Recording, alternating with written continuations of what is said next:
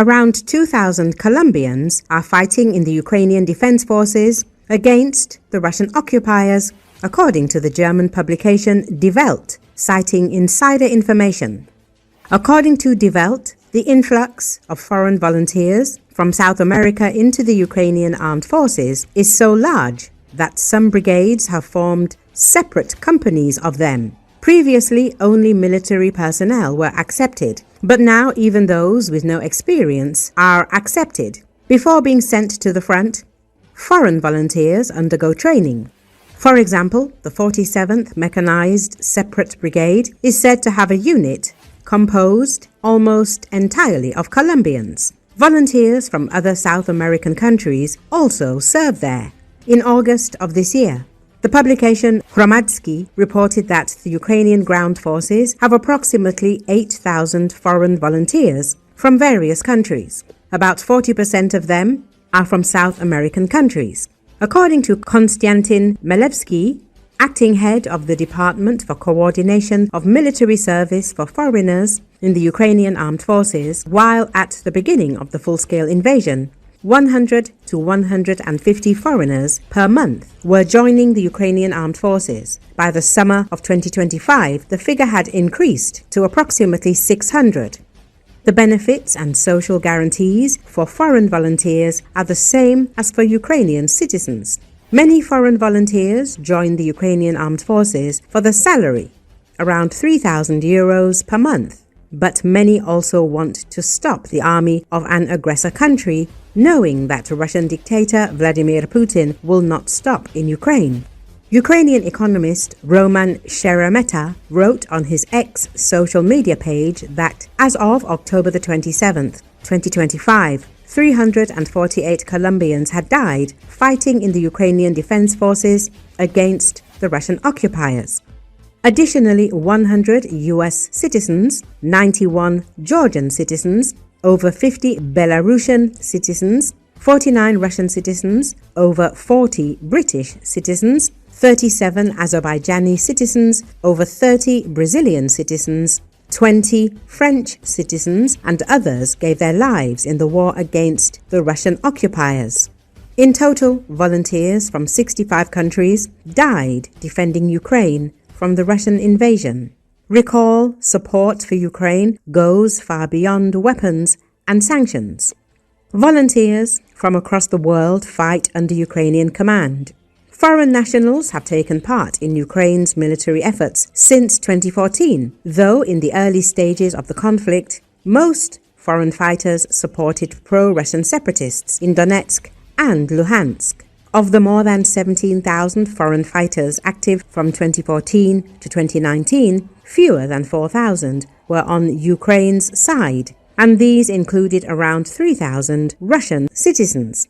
On February the 27th, 2022, just days after Russia launched its full-scale invasion, Ukraine began recruiting for the International Legion of its Territorial Defense Forces. Ukrainian officials initially claimed 20,000 volunteers from over 50 countries had signed up.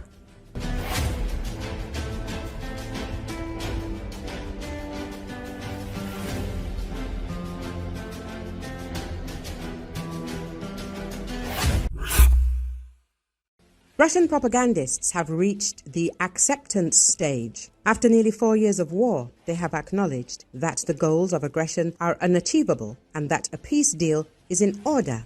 Ukrainian blogger Denis Kazansky drew attention to the change in Russian rhetoric.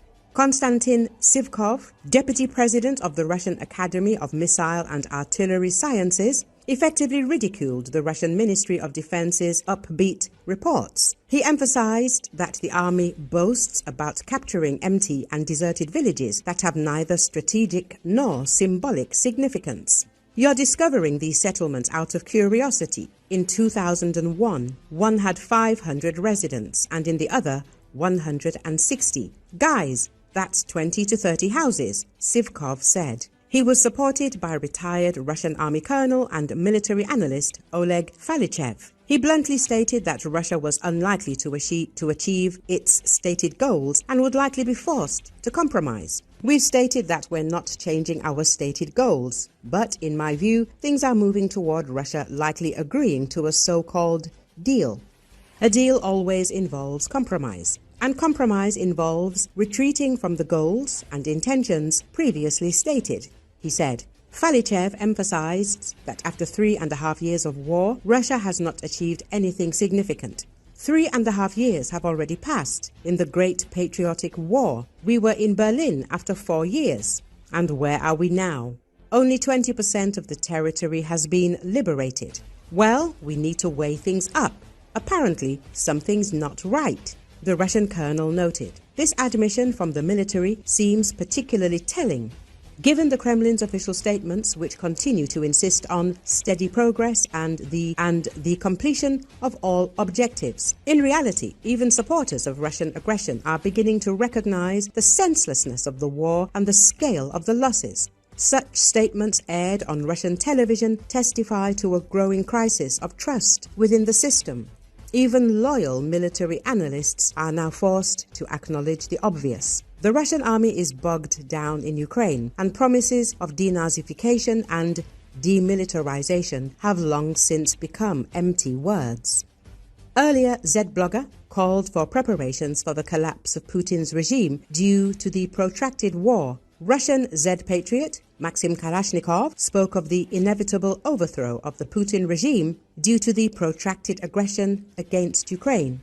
He emphasized that Ukraine's capabilities are growing daily, while Russia's position is deteriorating. War leads to inevitable political upheaval. We must prepare for it, wrote Z-blogger. The propagandist drew attention to the lag in the military sphere. He recalled that according to a decision by the Ministry of Defense Board, unmanned forces were supposed to be deployed to the Russian Armed Forces by the end of the third quarter of 2025, but they still haven't been created. Meanwhile, Ukraine formed its Unmanned Systems Force in record time on February the 6th, 2024. Kalashnikov also recalled that Ukrainian drones are systematically attacking Russian oil refineries, causing a fuel crisis and undermining the country's economy. Russia's air defenses have proven ineffective in repelling these attacks. A monstrous delay in decision-making, a monstrous inertia in the scientific and technological struggle. And it doesn't take a rocket scientist to understand the outcome of the current positional SVO, Kalashnikov emphasized. Z-blogger's comments reflect growing dissatisfaction within Russian society with the Putin regime and its ineffectiveness.